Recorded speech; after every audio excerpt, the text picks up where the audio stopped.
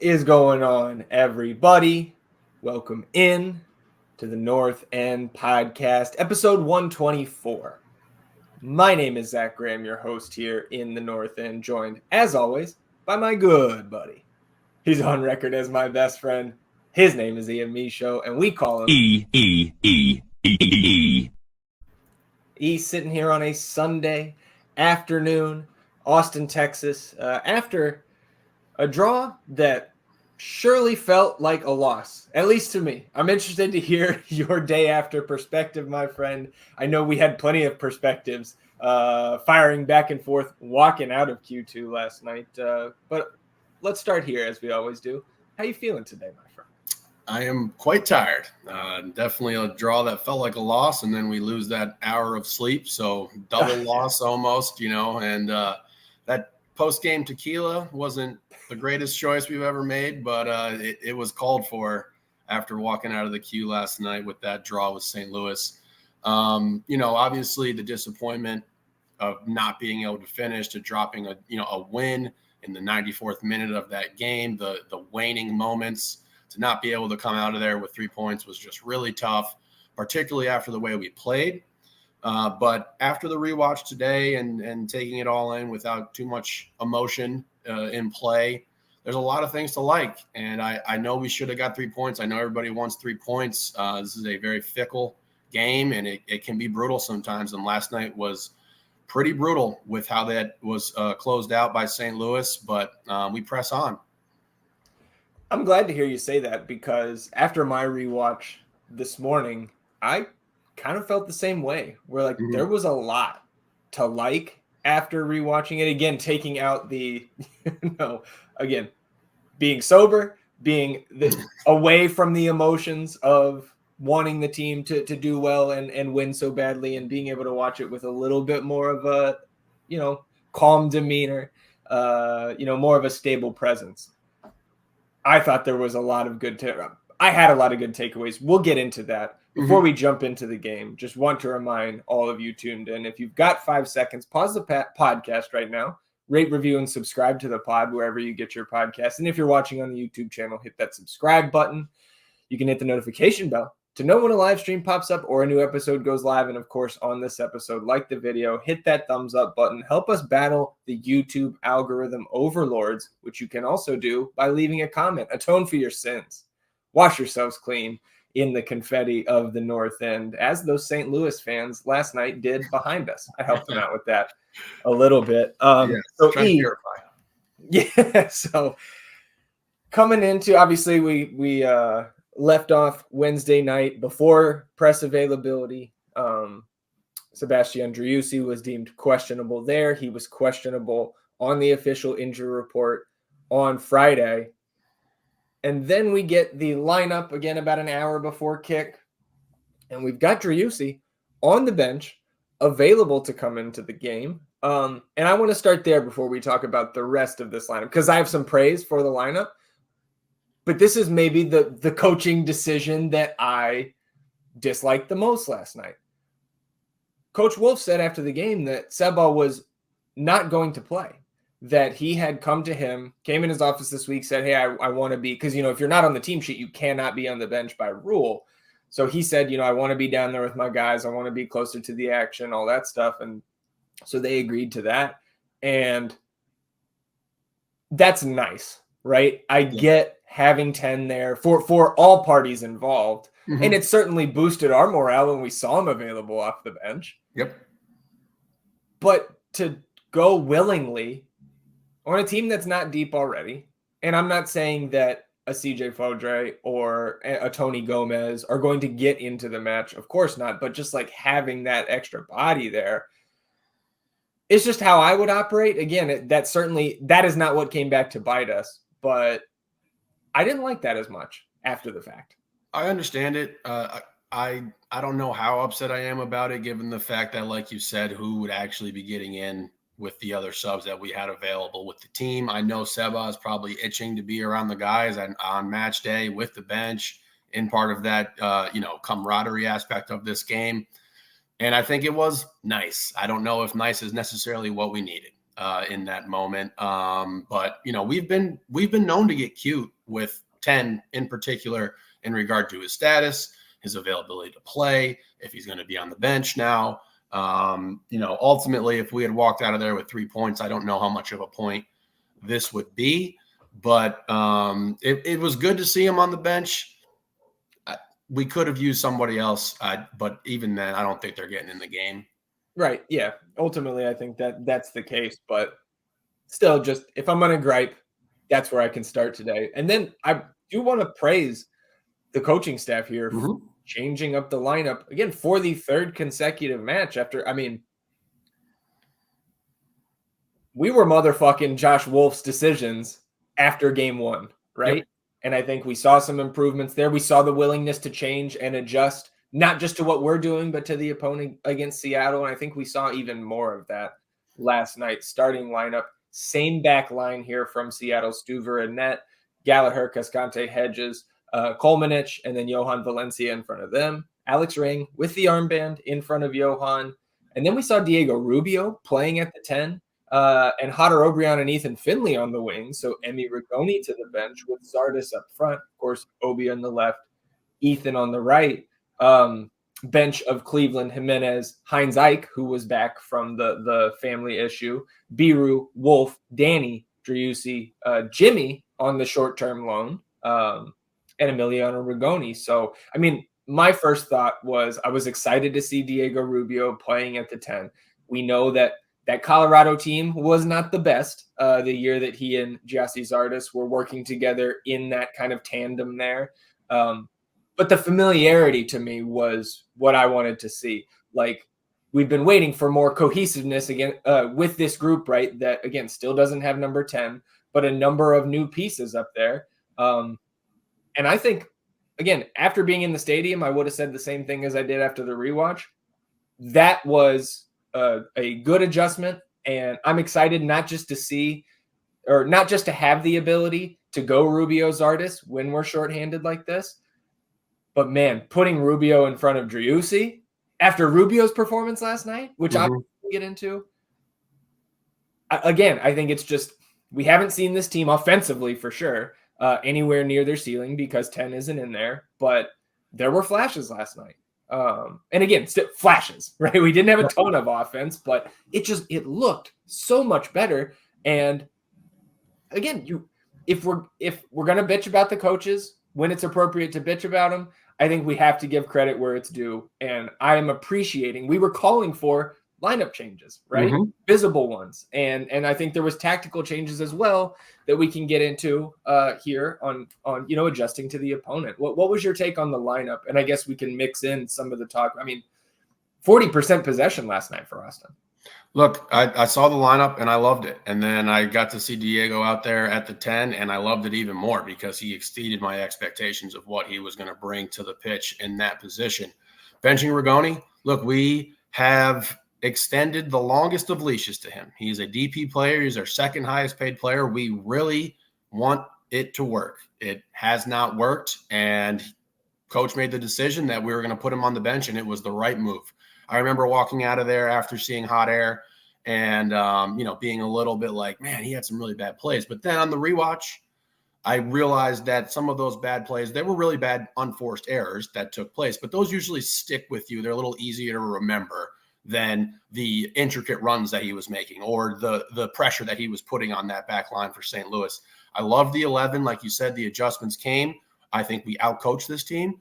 I think I outplayed them is a little strong because I think they played a really good game and we played a very quality opponent to the limit, and we should have walked away with 3, but that's just not always the case with this game. So yes, kudos to the coaching staff for the adjustments. And again, you can make every single adjustment in the world. Doesn't necessarily guarantee you're going to win the game. If we did have that power, then adjustments would be made every game and we would just magically win.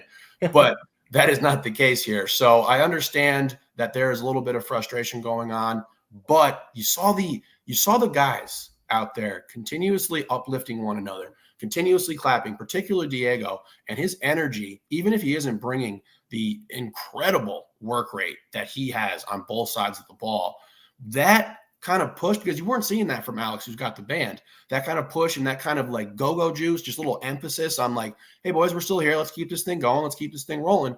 Was really impressive to see. That back line has been formidable and very solid all year. You put Johan in front of them, and that is a staunch defensive unit that we have been rocking with.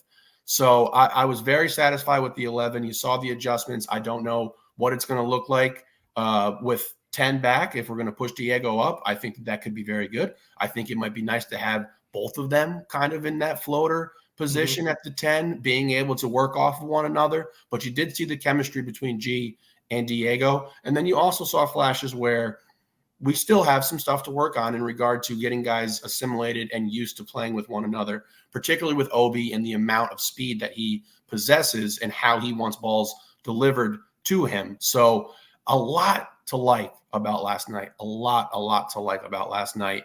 And eventually you play like that at home, you're going to win the majority of your games. I will say that. If you play that way, you will win the majority of your games. And I know we want to get some dubs at home, but sometimes it be like that.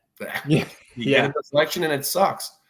Well, and again, that like those 2 points we know are going to be huge, whether it's the difference between 13th and 14th or 9th and 10th or 6th and 7th, right? However the rest of the season goes, once that context comes, we'll know just exactly how important those points dropped last night were. And as much as I shit on St. Louis on this podcast and have for the better part of a year now, right? This is still back-to-back weeks. The 2 seed in the West on the road, grind out a draw. The 1 seed in the West at home should have had 3 points. You still get a point without Driussi.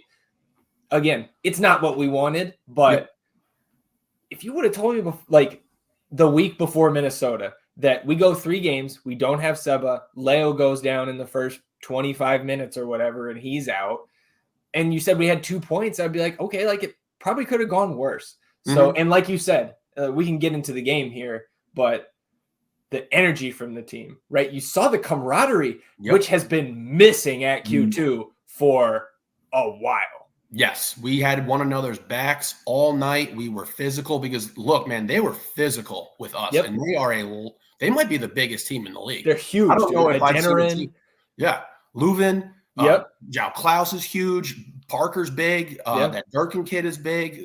So they're a physical, big team. The only person who's not big is Aziel Jackson, who is trying to take over Amin Bassi's role of pink flopper in the league. Watching him last night just go down all the time was really frustrating, but I digress. It was, they're a good team, man. Edward Leuven is one of the best players in the league. There's no other really way to say it. And we played him really great, man. And again, I'm just going to keep coming back to the point. We play like this, we are going to win more often than not at home. So, we got to keep going. I was pretty proud of myself in the match preview last week for comparing Leuven to 2022 Diego, but make him 6'2", 200.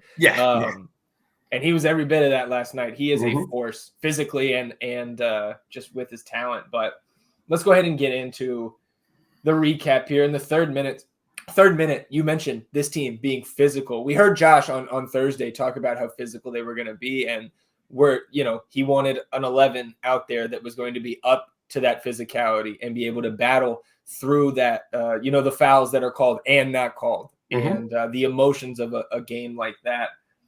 Gally gets checked into the boards here early. And it's just like, what is going on? Like last week we had Arriaga throw Rubio into the bench. Zardes picks up that loose ball here on that far sideline from the broadcast camera, and he tries to play Rubio through. Like in the first 5 minutes, you could really see that like when Austin was on the ball, they were being much more direct in attacking this St. Louis team, in particular down the wings, because St. Louis becomes so compact in their press. And so I felt like throughout the majority of this, certainly the first half hour, Austin was taking what St. Louis was giving them, and they were, capitalizing and creating chances, getting corners, a lot of stuff in this first half hour. We were on the front foot, which hasn't happened all year. Absolutely. And like you said, that midfield gets very compact for them. And again, they are a large team, which makes it even more compact. We were able to draw them out, create some space to run. I know this first ball doesn't get to its intended target, but it was a good ball and a good indication of things to come, particularly in the way we were going to approach attacking their pressure style defense.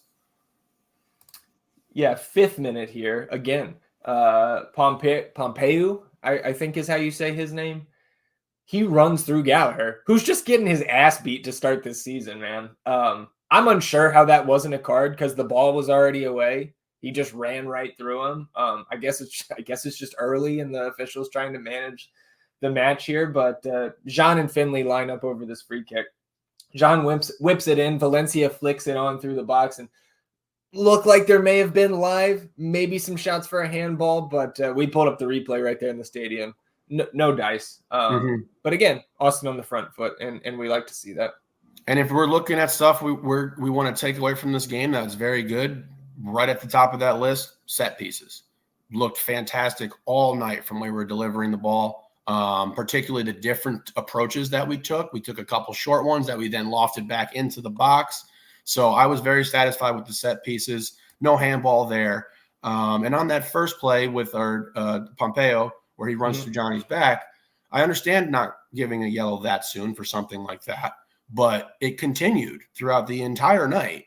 St. Louis was continuously running through our guys' backs and getting very physical, particularly with G and Diego up front there. So I do think I have some comments on the ref that will be coming a little later on, but it's not the time right now.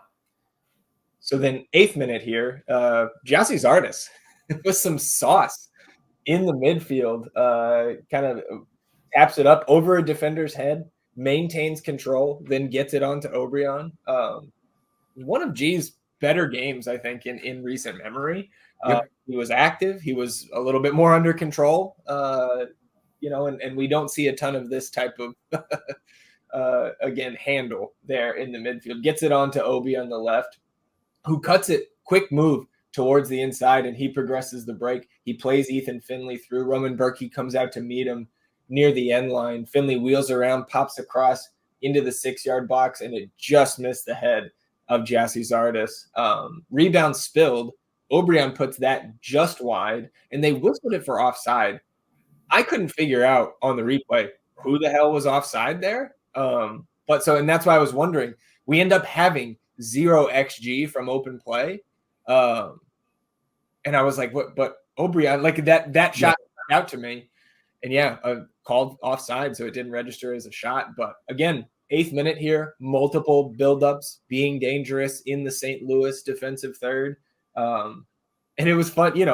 It's not every day. It's been rare that absent a goal, Gyasi Zardes makes the crowd ooh and ah about anything. So I thought that was notable. Yeah, look, they made G work for it all night. They were physical with him, and they were on him really tight.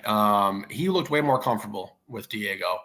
He looked way more comfortable in his role. And like you said, you're a striker. If you don't score, most of the time people are not going to be too satisfied with you. But the things that G was doing, the runs that he was making, the space that he was creating were all very positive things. And it was a nice little saucy move there. We'll take it. 12th minute. Fantastic tackle by Valencia here to win the ball back at midfield, shutting down the St. Louis break. He has continued his stellar play from the end of last season into the beginning of this one. Of course, team of the match week in the league in week 2. And this, again, shuts down the St. Louis break. Then we get Obi and Zardes can't quite link up in the offensive third there in the area, but Austin maintaining possession, moves that possession from left to right. Gallagher combines with Finley, and Finley ends up winning a corner off that corner E. Jean Kolmanich whips it in. Matt Hedges rises up and meets it, skims it into the net for the 1-0 lead.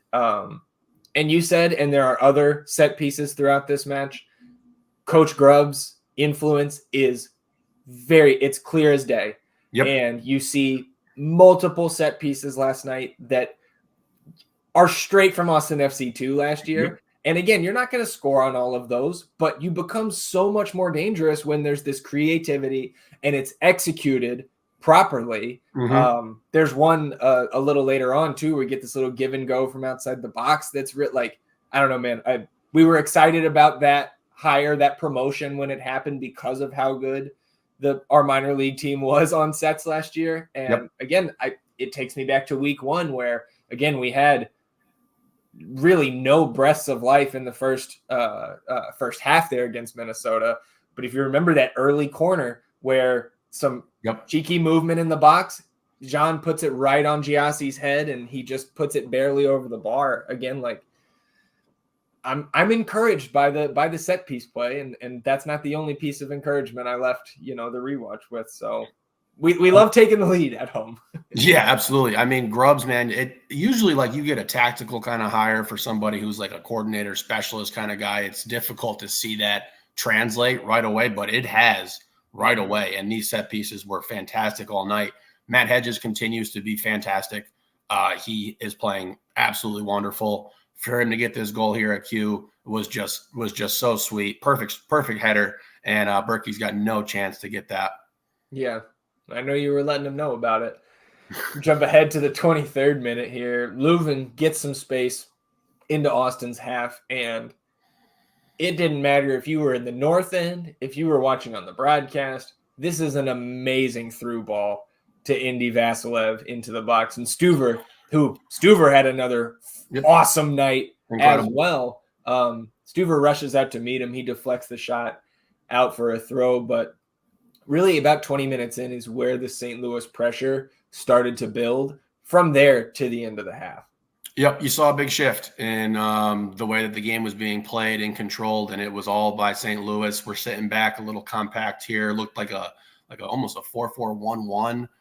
Sometimes with Diego pushing up to make that like a two-headed prong at the top, but it was definitely a momentum shift after we scored, and like that has been an issue for this team for years now. And fortunately we didn't give up a goal here, but that easily could have been a goal. Hell of a play by Bradley Scott Stuver, who has been team MVP.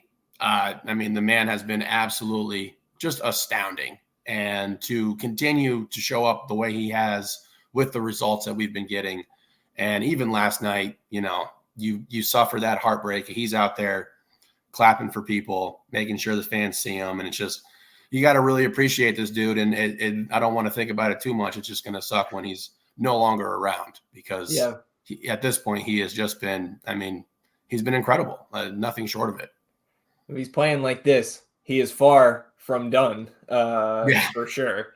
And, Austin not completely toothless here the rest of the half. 28th minute, Zardes took a foul about 15 yards outside that St. Louis area. Again, this is where I had the note, set piece action that looks identical to some actions we saw with Fcito last year. I love the creativity. Austin ended up getting a corner off of that free kick, but nothing came of it. And again, so as much as I'm praising that, you brought up, this team going up and then changing pretty much, really. And we saw more of this in 2022, the team would not change how they're attacking, how they're approaching the game. We went up, right? That's how we saw some of those just barrages of goals from the good guys. But I still, again, if I'm going to gripe about the coaching here in this one, this is another point. I think there was a clear lack, maybe not a lack, but they were less direct and less aggressive with their attack, maybe choosing their spots a little bit more carefully. But I don't think it should come to a place, especially in the first half, where it's that noticeable.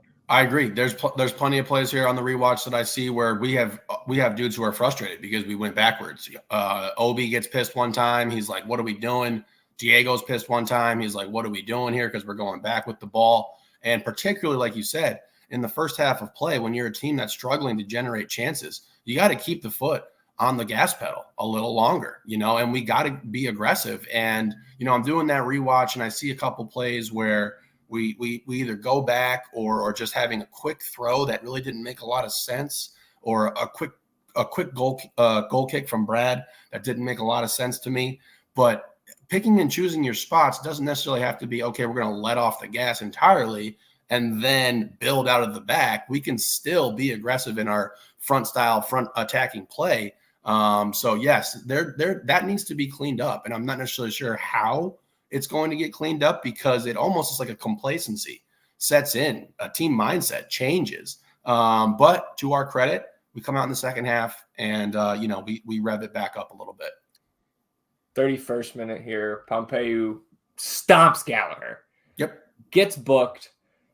Again, in my opinion, he should have got a yellow for running through him away from the ball 5 minutes in. I get if that's a little bit dramatic, but this fucking stomps him here. Mm-hmm. Again, I don't know if I'm being too emotional even a day removed now, but like, I don't think it's crazy to call for a red there. They reviewed it. Yep. I don't know, man. Officiating, once again, did not affect the outcome, but they were downright bad last night. Again, I think for both teams. Again, I have the note in here. They did check that for a red. Ends up just being a yellow. And luckily Galley stayed on because he looked like he was in some serious pain. I'm sure he's selling it a little bit, but I think we had freaking Hector warming up down there. So glad that John was able to continue. It's got to be painful too. Take the studs right there, like right on the knee, shin bone. Not pleasant. But yeah, Pompeo gets, I don't know if he gets away with one there. I don't know if it's necessarily red, but he gets away with stuff later in the second half while he's on a warning. And he's not the only one in St. Louis who did. I agree. 36th minute. Diego Rubio wins a corner. Heaven here. Continues to be a menace. Austin gets nothing off this corner. And then O'Brien has another just shady first touch. St. Louis takes off on the break here. And then Brad Stuver, one of his few, if any, mishaps so far early in this season, kind of misjudges this ball, is caught way off his line. And we get very lucky that Edward Leuven puts this over the bar instead of into the open net. It was not an easy shot for him, but again, I think more times than not, he finishes that in the wide open goal. So again, stay in the lead. But I think it was about this point where you and I were turning to each other and our friends there in 123 and saying, let's get to the half. Yeah, absolutely. And Brad has the really aggressive, great play earlier in this game where he's off his line and makes really great play. In this situation, that ball is way farther out. And he also does like a double take where he's like, oh God, should I be out here this far? And we do get fortunate. Johan dropping back into the net, I do think influenced Leuven's strike there. And, we got unlucky with the deflection later. We did get very lucky here. 39th minute here. Julio gets whistled for a foul on AZ Jackson, who I have in the notes. And I see your reaction. I said, who's been flopping all over the place? Literally all night long. Yeah. And he got, more often than not, he got the call. And I understand he's a small guy. He's a very small man. It's part of his package. He's a great player. I really enjoy watching him play. He's exciting. We've seen him play at the next pro level. We've seen him play and show out at the MLS level. So I like the guy a lot, much more than Amin Bassi, but he needs to stop with that nonsense. At least against us, right? I think, like, if I can break into NBA corner just for a second, like, the way he's got his hair free flowing now, because remember when we first saw him against FCito, he had the braids in. Mm-hmm. And he reminds me now of like Kobe White, who's taken a jump with the Chicago Bulls this season. And he gets a ton of foul calls by throwing his head back, and he's got that same floppy hair. I think it just accentuates any sort of whether there's contact or not. A guy goes down like that. I think it helps him a little bit, at least with the officials. It does last night. So this free kick from the Julio foul was just outside the left corner of the box, and Leuven puts it off the bar, or the post, really, the far post, and onto the goal line, and Stuver dove for the initial one, gets back up and paws it out before it crosses the line. And on replay, I do think he got there with maybe a few inches to spare.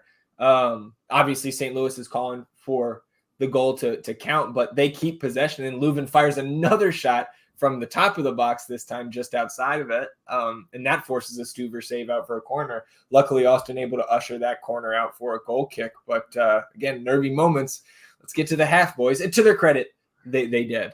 Yes, definitely not a goal. Whole ball's got across the line. It does not. I think it's pretty clear. You didn't even really get too big of they're probably in his ear, but it wasn't too big of a situation where, like, they're running around. But this second strike by Leuven was powerful, to say the least. I don't know if it was on frame particularly. I don't know if that was going to be in the back of the net, but it looked to me like it could have kissed the post and gone in. Maybe you can't take that chance. So another great job by Bradley Scott Stuber there. So they get to the half, coming out of the half, no changes, but it doesn't take long for a big mistake here by Austin. 48th minute, Alex Ring chops down AZ Jackson in the box. That was a foul. Stomped his boot. Jackson goes down. Leuven buries the penalty right down Main Street. And just real quick, we've talked already about the first two games not necessarily being impressed with Alex Ring. Outside of conceding this penalty, I don't think he had a particularly poor night. I also don't think he really made his an impact on the game. The impact that we have, the bar that he has set throughout his career, and of course here in Austin. I leave the rewatch thinking we still need to see a lot more out of number 8 if we're again going to try to stay in touch with this playoff line and see how high this team can go. In my opinion, we need more out of Alex Ring. And I agree with that opinion. And I would say, yes, this was his best game of the season, which isn't really saying too much up until this point. And this is a real big error that he has here. Gets way too aggressive. It's just a bad judgment call there. Like, you got to make him make a play on you and just be able to get a boot up when he goes for a shot, if he does. So just a little too aggressive. Definitely a PK. Leuven buries it. I hope that we can find ways for Alex to be more impactful. I don't necessarily know if the role that he is in right now is going to allow him to be super impactful, particularly on the offensive side of the ball. Sure. And with the emergence of Johan and how well he's been playing defensively, if we could get just a little more juice out of Alex, that would be really encouraging. And then you slot 10 back in there. And now that midfield where we have had this depth and where most of our talent lies can really get humming. Yeah, and I think, I don't know. It almost felt like, it was after 2022. I think the first thing I said to you after the Western Conference final loss is, what is the team's plan going to be when Alex Ring is gone? Whether he retires here, whether he moves on somewhere else. And I don't know. The penalty, felt to me, especially on the rewatch, is almost symbolic of him losing a step. I could get to that ball my entire career until maybe this year. And maybe I'm a half second slow here. And again, I hope I'm just, being emotional here or I don't know, looking too much into just what could have been a mistake. I understand. We are in trouble if he has lost a step, truly. Absolutely. And again, our margin of error is so very fine and so very thin. You can't be giving teams like this that opportunity. You can't. Well, and I don't know what team this is, because the next possession off the restart, Austin ends up winning a throw on the right. So near side broadcast camera, John Gallagher long throws it, which we haven't seen consistently this year. And I think we got excited when we saw the center backs trotting up there, because that has been such a weapon for us in the past. Off that long throw, St. Louis able to clear it to the top of the box. And I will credit Hodder Obrian here, passing up a shot, which he 100% wanted to try to half volley there. He slides it onto Ring on the left, and then Alex Ring, to his credit here, right, crosses it towards the back post. Julio Cascante is there, nods it into the ground and into the back of the net. And what a response. We are the team that doesn't respond well to getting a goal, right? Mm-hmm. And getting scored on. Last year, again, this is not the same scenario. We didn't go down, but we had 0 wins from losing positions last year. And part of that is not being able to respond when you get scored on, and the shoulders slump and the energy changes. And they revved it right back up and converted here. And credit to the guys out there. It wasn't just the camaraderie, the encouragement. It was the determination to say, hey, we just we made a mistake. Alex Ring, I'm going to go make up for it. Everybody else goes that little bit extra, right? We lock back in to how we were playing when it was 0-0, and they immediately get rewarded. So again, hopefully that is just, again, one more little sign of good things to come as this team continues to hopefully gel. A great response by Alex. And again, if we're looking at stuff to take away from this game that is very excellent, this is one of those situations, not only from the standpoint of being able to respond to just getting scored on in a PK, But you have multiple effort plays here in this play where we have recycled runs because initially that ball comes in and our runs have been made, and then we reset and recycle the runs with several guys there, and a great ball by Alex, get that thing back in the mix there. Julio just spikes it down to the ground as you're supposed to do, and now we're feeling really good. Almost like your brain was resetting in the middle of that. Yeah, I said recycle runs and tried to say reset, recycle. There's a lot going on there. I'm tired. So 2-1 lead, feeling good, energy, right back into the stadium after just, 2 minutes of people wondering, oh, here we go again. 59th minute. How nice is it? I cannot wait until the day, hopefully, where Austin can take off a Sam Adeniran and bring on a Joao Klaus, or vice versa, right? And so Klaus comes in 59th minute, 61st minute. Tim Parker yellow card, taking down O'Brien off a Stuver outlet pass. And this was the second outlet pass like that by Stuver in about a minute. This is also clearly something they're using. I think not just this year. I think it was a focus last night against a team like this who's pressing and we want to try to counterattack or be more direct, right? When we have a guy like John Gallagher or a guy like Hodder O'Brien able to get into a foot race with the other team's center back, I hope we continue to see that. Yes, and this is definitely another thing to take away from this game that's very encouraging and very positive. This is a new wrinkle to our offensive attack where we have Stuver Mahomes in the backfield. Yeah, dude, slanging it. Letting that bitch rip. Like, he fell down on this one, I think, because he tried to throw it so hard. And here's Tim Parker just being blatantly fouling people on a break, getting his card, and then going throughout the rest of this game on a freaking warning. I'm so upset I said freaking. All right. Yeah. You know what level I have to get to not curse. So Tim Parker just absolutely obliterates Obi here. Just horrible. And then he gets another situation later in this game where he's just getting away with murder. But I do love this wrinkle being able to, and I like the fact that we're not trying it unless we have certain trigger points and like situations where it's like, okay, we're going to go for it now. And Bradley is recognizing that and getting that ball out, and it starts a break, man. And again, like we talked about, when you're a team who's struggling to generate chances, this is a nice wrinkle to have into your offensive package where you can be like, okay, we can get something going here. And ultimately, obviously, we don't score off of it. We do get Tim Parker on a yellow card, which I guess doesn't matter too much. But I am very encouraged by that. I've loved to see that. And that is, I mean, that's part of what's going to make Obi really special. If you can get that ball out to him in space and just like you said, let him have a foot race, we'll take that every single time. Yeah, and then 65th minute here, just a few minutes later, Tomas Totland gets a yellow card, taking down O'Brien after another Stuver outlet pass there. And then off this free kick from Jean Kolmanich, it finds Alex Ring's head at the near post. He flicks it towards that back post. Julio flies in and puts it over the bar. And man, like, I don't think in the stadium from the north end, because obviously down at the south end, you can get some depth perception issues and things like that. But I did not know until the rewatch just how close this was. Like, Julio probably should have done better here and put us up 3-1.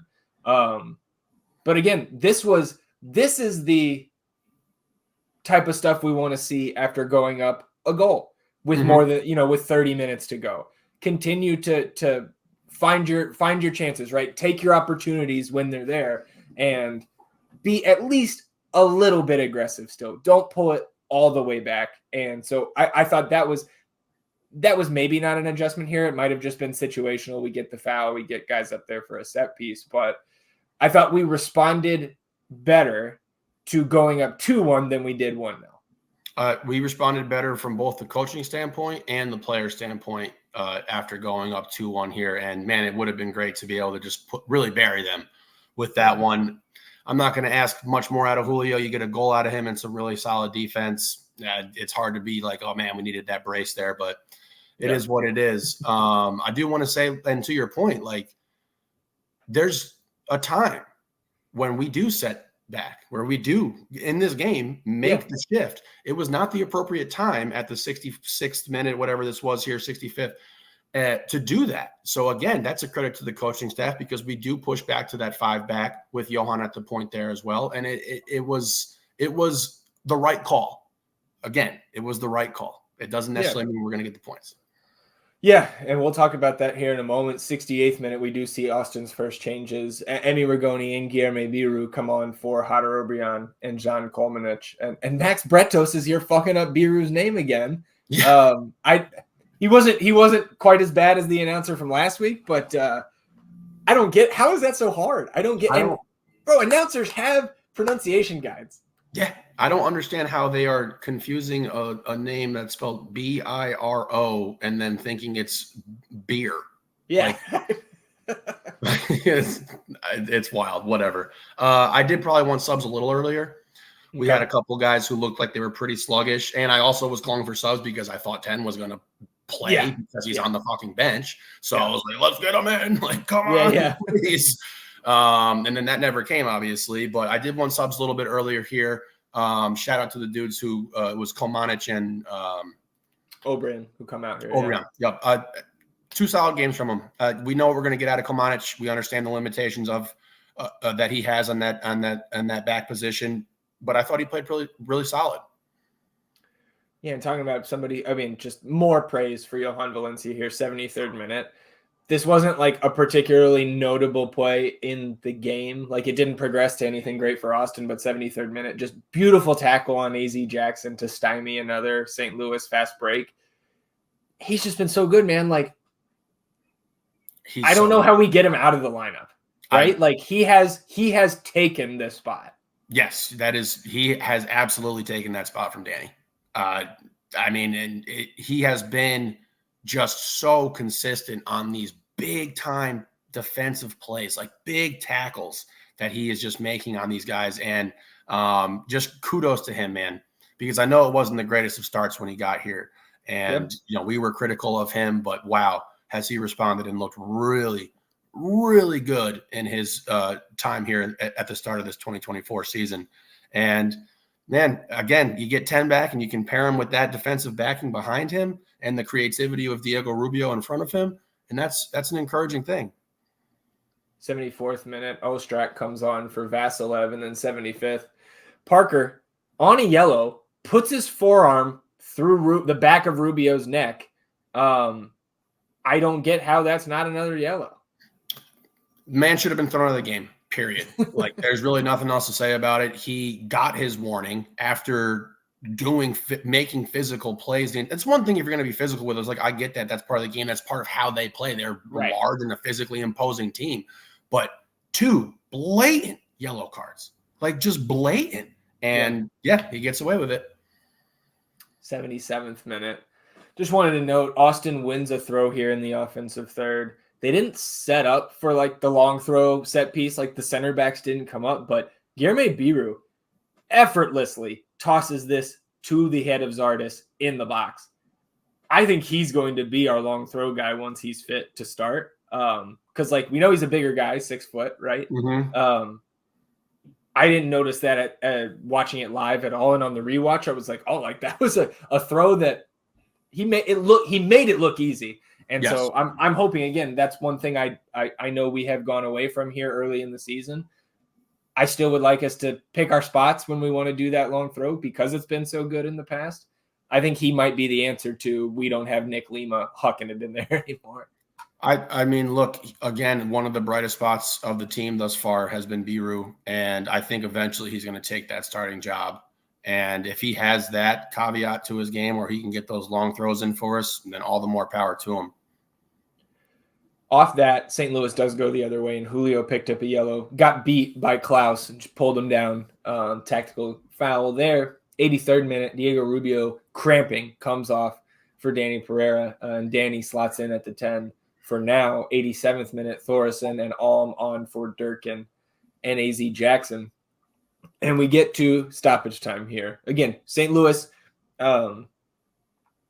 obviously putting the heat on. St. Louis making those adjustments in the 87th minute, changed their formation and put more guys forward. So Austin, first minute of stoppage time, counters with Heinz Ike and Owen Wolf. So Heinz Ike making his debut here. On for Gallagher and Zardes. So Austin shifting to a 5-4-1 defensively with the 3 CBs in the middle, of course, Bureau on the left. and Ethan Finley on the right. So I might be nitpicking here. I saw a lot of discussion or discourse about the 5-back and like changing the defensive formation in the last 5 minutes was a bad coaching move. And I flat out disagree with that, because you have to adjust to what the other team is doing in crunch time here, where they need a goal. They have nothing to lose. They're trying to salvage a point, and we're trying to hold on for the 3. So I think the adjustment itself is like a no-brainer. It's literally a no-brainer. But I do personally, I just maybe have never seen Ethan Finley play right back in that type of mold where we need somebody back there. And I have seen Owen Wolf do it. So in the moment, I think we were like, when those subs were coming on, we're like, all right, Owen's going to go play right back here with Galley coming off. And it ends up being Finley. Ultimately, I don't think Finley, like when they get the goal here, and we'll talk about it in a second, it's a deflection. Like, it's not Finley being bad at defense or not knowing what to do at right back. So again, I think maybe I'm nitpicking a little bit, but I remember watching it live. I think you and I were both kind of like, Finley there and not Owen? Like, we've seen Owen do it on both sides for short periods of time. So that was the only surprising thing to me there. But I just can't get with any suggestion that going to a back 5 when St. Louis adjusts and pushes more people up on the line, like, and if they score the goal and we hadn't adjusted, then we're ripping their ass for not going to a back 5. So I just don't think you can win in this scenario. There's a certain segment that's just going to find things to be upset about when, like, sometimes you get unlucky. And I think that's what this goal is here, especially watching it back. The goal is incredibly unlucky. It had nothing to do with shifting back to the 5-back, because that was the right call. They pushed guys forward. Everything you said this isn't a complicated debate right now. Like, we had to have more guys back. We were trying to get out of there, man. Like, we wanted 3. Like, it was the only thing that is head scratching is that it was Finley, and particularly with Owen coming in. But yeah, it wasn't a complicated decision. It was an easy decision. So it was 2 minutes later, 3rd minute of stoppage. Alm gets free in the box after, of course, St. Louis is pretty much having all the possession here in stoppage time as Austin bunkers in. Alm gets free, crosses it right to left. Like, Pompeu is not square to goal. This is just he just kind of hacks at it. And it deflects off the inner thigh of Ethan Finley, or his calf muscle, and bounces into the ground and sneaks inside the near post. And Stuver's going to gobble that up if it doesn't deflect off Finley. And Finley's doing his job getting out there trying to block the shot. And even then, Julio's on the near post, and he almost gets his head to it. And it sneaks in. And as disappointing as that was, as deflating as it was, sitting here today, I just feel like we got supremely unlucky. We played a team that is healthier than us, a team that plays a style that we have historically struggled with, whether it's St. Louis or any other team that plays that high intensity, high pressing style. And it's a bummer, man. And again, it puts more heat on the upcoming home match against Philly, against Dallas at the end of the month, San Jose to start April, right? Of course, it's not rocket science. You got to stack up the wins at home to be a good team in this league. And the fact that we still don't have one after these first 2 is not good. But in my eyes, Ian, we have seen positive progression from multiple areas, from game 1 to 2 to 3. And when, again, you set the bar so goddamn low, James Cameron couldn't even find it. Like, it's easy to improve. We talked about that first half to second half of match day 1. But again, I come away from this feeling positive about almost all aspects of the team right now for what we're working with.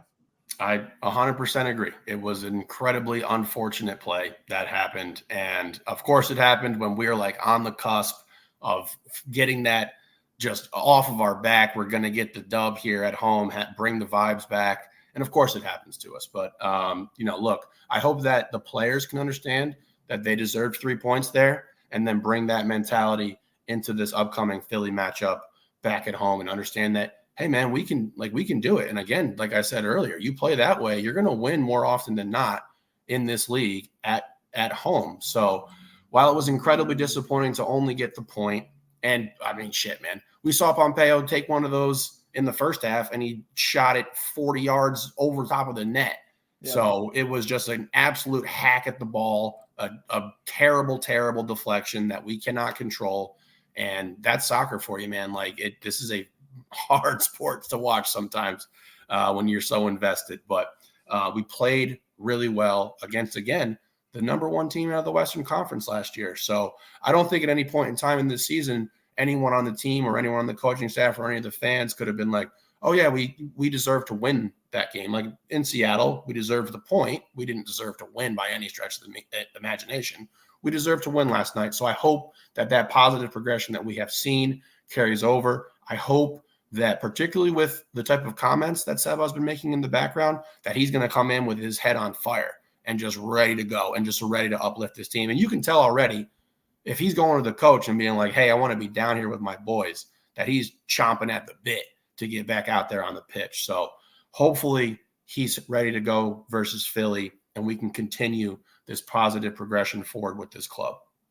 Yeah. I hope he's ready to go, man, because, I mean, in my eyes, he's got to – and this could be a conversation for another time, but he needs a big year. Oh, yeah. I think. I mean, obviously, we need our best player to play. Shocker. But, like, I'm saying for, like, his next contract, right? Like, it can't be all downhill from 22. He knows it. The signs are pointing to him. Like again, like the things he hasn't played. It's not fair of me to really say that probably, but it's just back of my mind. Yeah, I mean, look, man, the stuff that he's been saying, wanting to get down there, I feel like he's going to be ready to go, like really locked in. I also, before stats press conference stuff here in a minute, but we always like to, or maybe more me, but I like to sit around after the match, clap for the guys that walk by and also watch the interactions between the players, the coaches, all that type of stuff. And what stuck out to me last night, man, is Joao Klaus, designated player, goes out there with the guys who did not play for St. Louis and runs sprints and does a cool down workout. And again, that's not everything, but I don't think we're ever going to see Emiliano Rigoni do something like that. And it's just, and again, like, maybe I'm just picking on the guy, but like, to me, it just says something that one of your best players is going out there after playing 30 minutes and saying, let me get this extra work in with the young guys, right? He's showing up and being a leader by that example. And I don't know, man, it made me want more guys like that on our team. Now, we don't have a ton of guys there that like didn't get in and needed here, like if Seba's not playing. So there's not a ton of guys to go out there and do it, but we've seen it before, right? With our guys who don't play getting a little sweat at the end of the game. And it just stuck out to me, man. Joao Klaus is something else. Look, man, there was a lot of things that I think can be taken away from Rigoni getting benched for this game, particularly the lead up where Wolf is talking about how they're a physical team and we need guys who are going to step into that fight. Yeah. And he just has he's never shown it. And again, you can lead by example, you can lead by talking and everything like that. There's a universal language that is spoken in all sport, and that is work. The ability, the willingness to put in work. And like, your name doesn't mean shit. And like you talk about, you see Joao Klaus out there with the younger dudes getting that work in. It's just, you'd rather see that than not see it. And I think it was a big statement on Rigoni seeing the bench in this game in particular. I agree. 60% possession for St. Louis to, of course, Austin's 40. 17 shots to 5 in favor of St. Louis. 8 shots on target to 2 in favor of St. Louis. One big chance for Austin. Converted. We like to see that. At least the 100% conversion rate. Maybe more than one big chance coming up in this next game. We'll take that. 12 corners to 5. That continues. Over 5.5 corners. Not bad. We'll talk about the bets on Wednesday's episode. Might be the easiest bet for the rest of the season. Yeah. 2.09 XG for St. Louis, 0.96 for Austin on FOTMob's model. Again, 0.79 XG is what they give to a PK. So, the XG was not far off last night, especially for 17 shots to 5.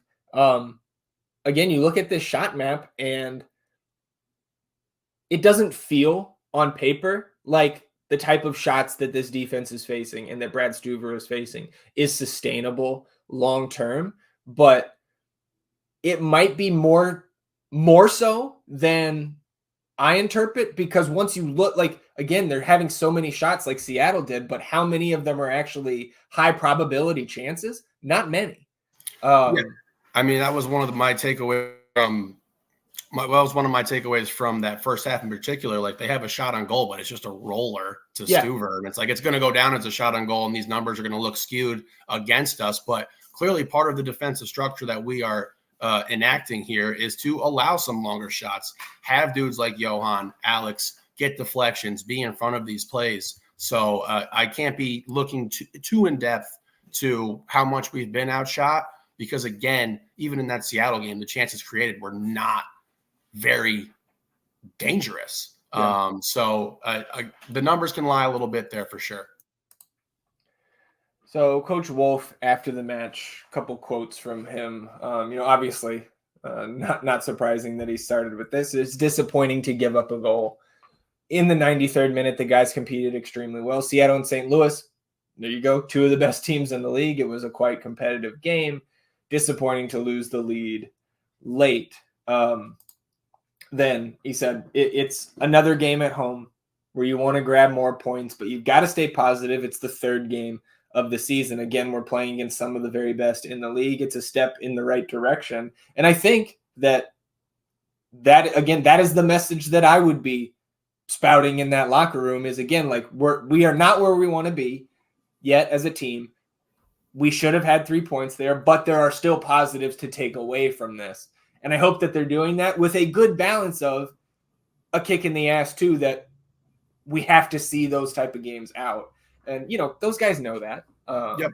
It's got to be with a dose of reality, because, I mean, Bill Parcells, famous on record, you're only as good as your record. And that's how you get into the playoffs, and that's ultimately how it works. So a lot of positive to take away from this. Like I said, I hope the players, and with what Coach Wolf is saying, they understand that we built a lot of really good things here, and sometimes soccer is going to be like that, and you're going to take a deflection in the 94th, and you're going to drop 3 points down to 1. So we've been on the other side before. Just go back to the New England Revolution game. Alex scores one of his best goals of his career to secure the point for us. So it was difficult, but look, man, I had a good feeling about this game. I had a good feeling about 10. That was ultimately wrong. But going into this Philly game, if you see that team that showed up last night, we're going to win more games than we're going to lose. We are. Yeah. He talked about the subs too. He said St. Louis brought in a couple guys. They loaded the line. We had to go to a back five in order to match it.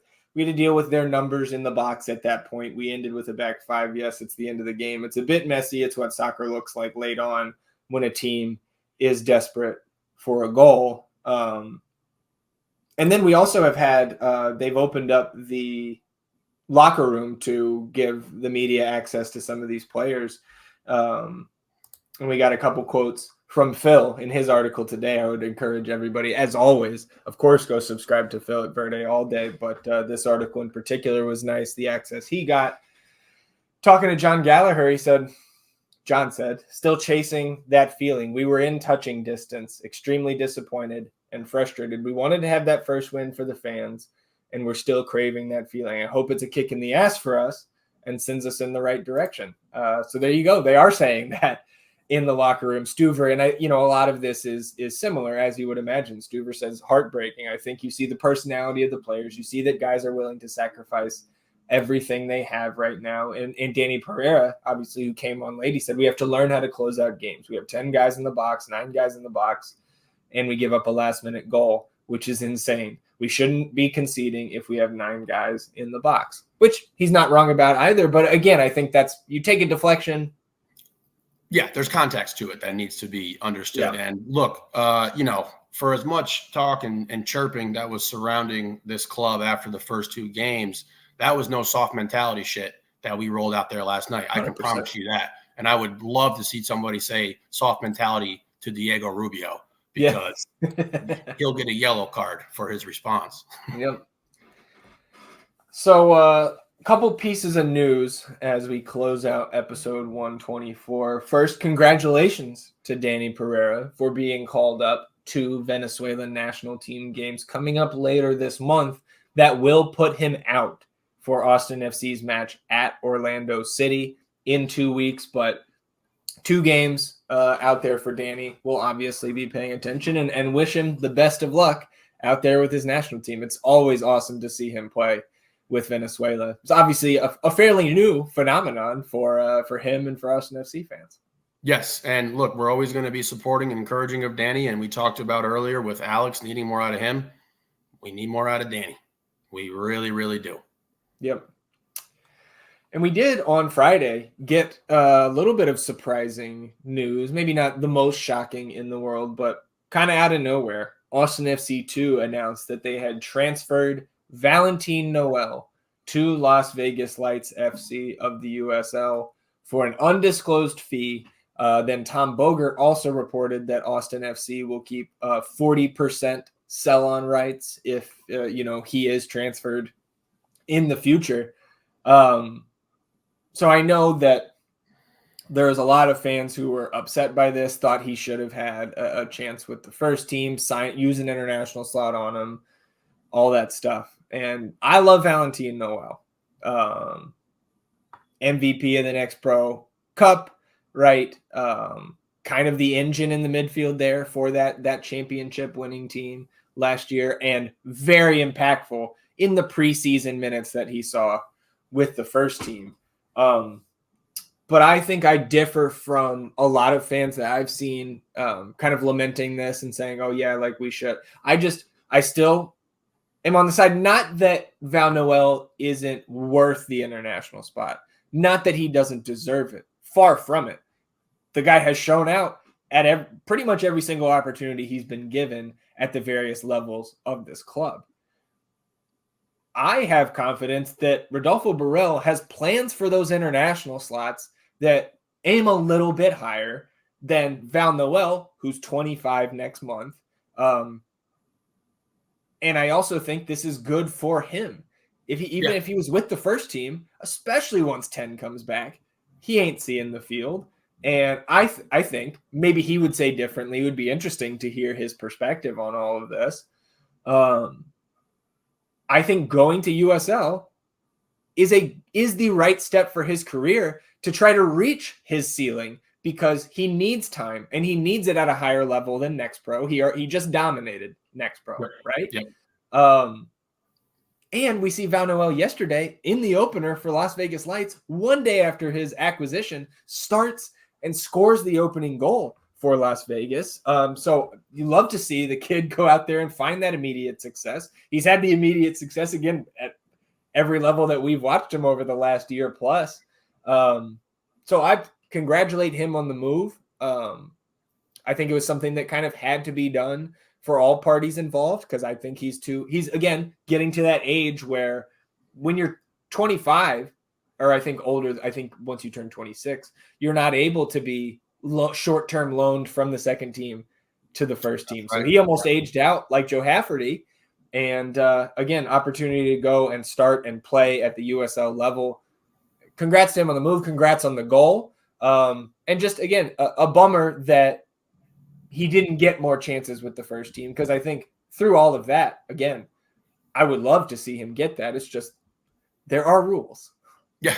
I mean, we continuously sung his praises all last year because he deserved it. And, it's a testament to the type of player he is, the type of character that he has as a person, to have that move happen and then go out and score the opening goal for your new team because you're only focused on one thing, and that's playing well. It would have been nice to see Val get a chance with some of the first team boys on the big stage. Again, the roster construction doesn't really make that possible. So I understand it. I understand the move. And some of these moves are heartbreaking. It's tough to deal with. It's part of being a fan of this club. Fan favorites get traded, they get sold, they get transferred. This shit happens. Preseason is also preseason. Yep. Those teams are rotated too. Those teams are playing next pro guys as well. The main guys aren't busting their ass, so I understand that. And I don't want to take anything away from him, particularly what he did and the impact that he had for the FC2 club, guiding them to a championship as the MVP. I just wish him very, very well. I know he's going to be successful, and I want what's best for him ultimately, right? He has the chance here to go to a USL club, show out, play well, and continue his journey, continue his career. So nothing but, thanks for what he brought to the FC2 team. And it is just a bummer and that it doesn't work out. But this is part of that patience thing, because ultimately you can't judge the move until those other 2 international spots are filled. And I also am of the belief and am holding out and remaining positive that Rodolfo has larger plans for those 2 spots. And once they come and we're bringing those guys off the bench, then we're talking. So yeah, or those guys are starting, and some of our current starters are coming off the bench. It's a business. Yeah, and so I think we also got, or I saw this on the timeline, Pittsburgh Riverhounds, where, of course, Jackson Valti and Chris Pinkham are now. They signed the day before their opener, E.J. Johnson. So just a little map of the USL teams we have to keep up with. Of course, we have the best keeper in the world on loan at Louisville, but the guys who have moved on from the club to these USL sides, Pittsburgh, of course, Valti, Pinkham, EJ. Now Orange County, of course, Charlie Asensio, Sophie Jafal. And now Las Vegas, Val Noel joins Captain Joe Hafferty and former assistant coach Dennis Sanchez. So I just, cool. Over the weekend, man, it's like going on FOTMOMs, follow this team, follow this team, follow this team. It's cool to see those kind of little groups pop up from the team that won, the team that was the best in Next Pro last year. Hopefully it's all a step up in competition for those guys, helps them progress their careers, and hopefully a little bit better payday as well. Dude, that is really cool to see. I'm glad that you reeled off all of that off, because I wouldn't have got that many names. Was like 7 dudes there? Like that is really cool. And, we talked about having the Next Pro pipeline where it's like we're building guys up and they're shifting into the first team with Austin. But, part of that is like we're taking dudes and we're getting them farther places that they want to go. And that's part of being a junior club, the Next Pro level. Like you want to be able to get guys out, because that also brings dudes in, because then you're seeing the success. So shout out to most of those guys. Yeah.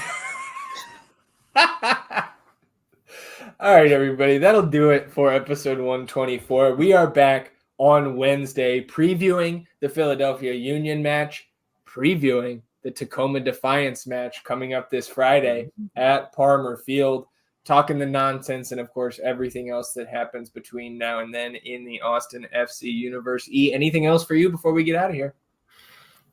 Can't wait for Philly. Yes, sir. Philly in town for the first time in history this coming Saturday. Enjoy the beginning of your week, everybody. We'll see you back here on Wednesday night. Until then, he's E, and I'm Zach. Vamos Austin FC, everybody. Goodbye.